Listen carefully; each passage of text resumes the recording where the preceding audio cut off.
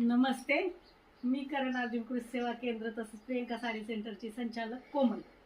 नातं विश्वासाचं एक पाऊल आधुनिकतेचं. आज आपल्या नातं विश्वासाचं या कार्यक्रमाचा 7वा दिवस आहे.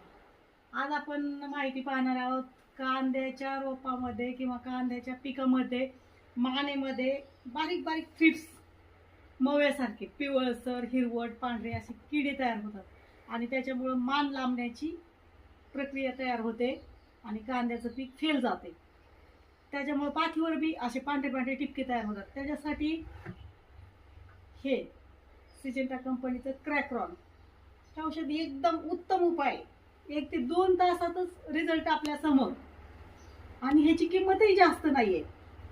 शेजारील किंवा आपल्या दुकानात तर आहेच, पण शेजारील मी दुकानात तुम्हाला इझिली अवेलेबल होऊ शकतो.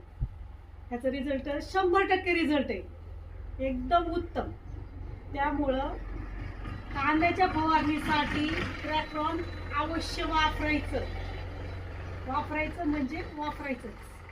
त्याचं प्रमाण 35 ml आहे, तुम्ही 40 ml पण वापरू शकता.